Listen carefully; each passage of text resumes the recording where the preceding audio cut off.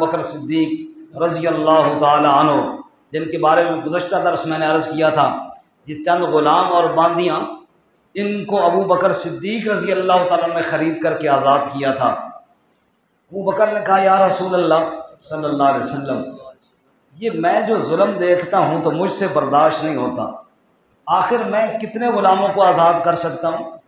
آخر میں کس کس کو خرید کر آزاد کروں؟ یہ آئے روز میں دیکھتا ہوں ان بیچاروں کو مارا جاتا ہے، پیٹا جاتا ہے، اے اللہ کے نبی مجھ سے یہ برداشت نہیں ہوتا، لہذا میں تو ہجرت کر کے جاتا ہوں۔ چنانچہ حضرت ابو بکر صدیق رضی اللہ تعالیٰ عنہ نے اونٹنی کے اوپر اپنا سامان باندھا اور حبشہ کی جانب روانہ ہو گئے، مکہ سے باہر گئے۔ وہاں کچھ لوگ تھے، ان کا سردار تھا مالک ابن دغنہ۔ ابن دغنہ ابو بکر صدیق رضی اللہ عنہ کا جاننے والا تھا، پرانا ایک تعلق تھا، چونکہ حضرت ابو بکر صدیق رضی اللہ عنہ بھی کپڑے کا کاروبار کرتے تھے تو تعلقات تھے۔ اس نے دیکھا کہ ابو بکر صدیق ہے اور اونٹنی کے اوپر سامان باندھا ہوا ہے اور یوں لگ رہا ہے کہ کہیں جا رہے ہیں، تو وہ بھاگا ہوا آیا، ابو بکر کہاں جا رہے ہو؟ کہا یار میں تو مکہ چھوڑ کے جا رہا ہوں۔ کیوں؟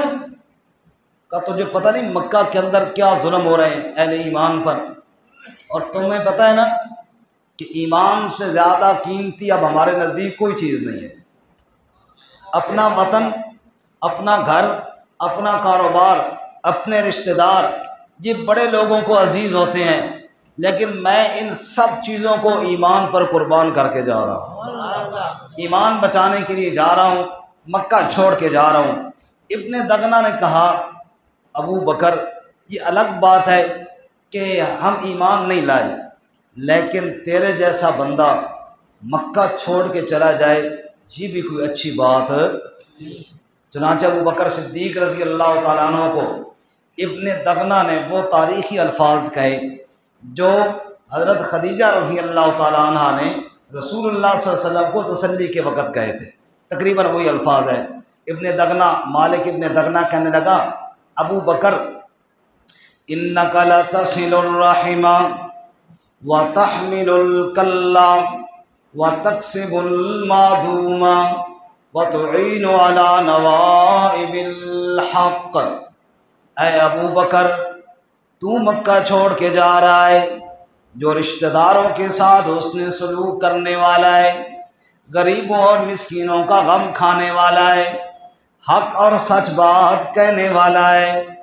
اے ابو بکر تجھ جیسا بندہ مکہ چھوڑ کے چلا جائے یہ بات مناسب معلوم نہیں ہوتی، چل تم واپس پلٹ آ، تجھے میں پناہ دیتا ہوں اور میں امان دیتا ہوں۔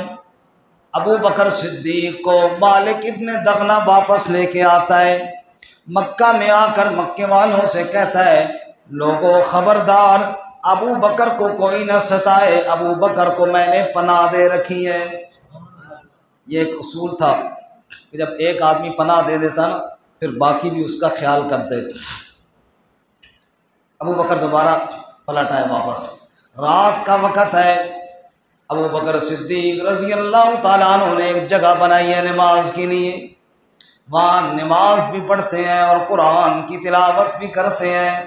حدیث پاک کے اندر آتا ہے ابو بکر صدیق رضی اللہ تعالیٰ عنہ کان رجل بکا، یہ ایسا شخص تھا جب قرآن کی تلاوت ابو بکر کرتا تھا تو زاروں قطار آنسو بہتے تھے۔ ابو بکر صدیق رضی اللہ تعالیٰ عنہ، رات کا وقت ہے اور سناٹا اور خاموشی ہے، لوگ اپنے گھروں کو چلے گئے، ابو بکر کھڑا ہو گیا رب کے سامنے، قرآن پڑھتا جاتا ہے اور روتا جاتا ہے۔ الرحمن علم القرآن خلق الانسان علمہ البیان الشمس والقمر بحسبان والنجم والشجر يسجدان والسماء رفعها ووضع الميزان اللہ تطغوا فی المیزان۔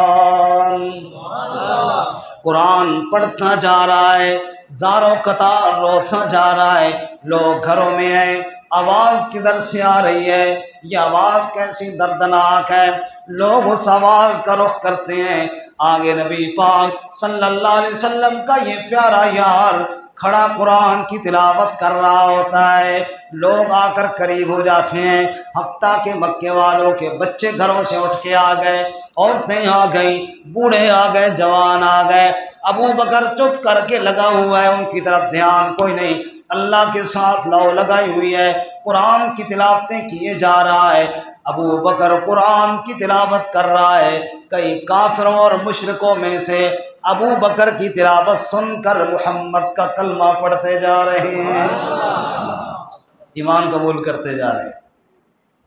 اب جناب سارے کافر اکٹھے ہو کے ابن دغنہ کے پاس گئے، تو نے پناہ دی ہے نا ابو بکر کو؟ جی ہاں میں نے دی ہے۔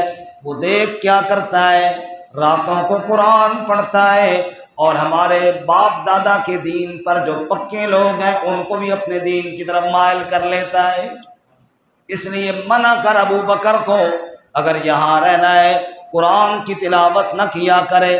مالک ابن دغنہ ابو بکر صدیق رضی اللہ تعالیٰ عنہ کے پاس آ جاتا ہے، ابو بکر کچھ اپنا بھی خیال کر، کچھ میرا بھی خیال کر، دیکھ میں نے تجھے پناہ دی ہے نا، سارے مجھے تانے دیتے ہیں، ابو بکر تو قرآن کی تلاوت یا تو نہ کیا کر، یا چلو کرنی ہے تو آہستہ آواز میں کیا کر۔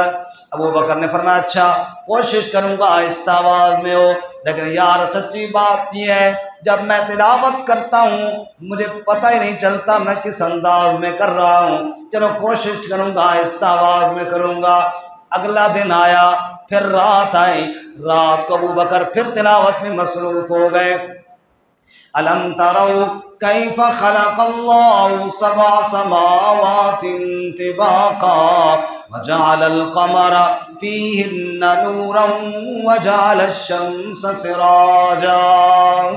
اللہ کی وحدانیت کی آیتیں چن چن کر قرآن سے پڑھ رہے ہیں، لوگ پھر اکٹھے ہونا شروع ہو گئے، پھر ابن دغنہ کے پاس گلا گیا، اگلے دن پھر ابن دغنہ نے آ کر ابو بکر کو سمجھایا، اچھا یار کوشش کروں گا۔ رات کا وقت آیا، پھر ابو بکر نے تلاوت شروع فرمائی، والشمس تجری لمستقر لها ذلك تقدیر العزیز العلیم والقمر قدرناه منازل حتى عاد كالعرجون القديم لا الشمس ينبغي لها أن تدرك القمر ولا الليل سابق النهار وكل في فلك يسبحون۔ ابو بکر تلاوت کر رہا ہے، لوگ نبی کا کلمہ پڑھتے جا رہے ہیں، پھر ابن دغنہ کے پاس گلا گیا۔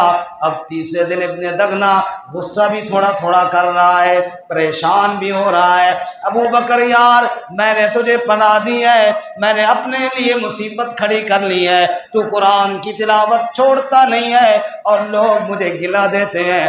ابو بکر نے جواب میں کہا ابن دغنہ ٹھہر جا، تو اپنی پناہ واپس لے لے، میں تیری امان اور پناہ تو چھوڑ سکتا ہوں، ابو بکر قرآن کی تلاوت نہیں چھوڑ سکتا۔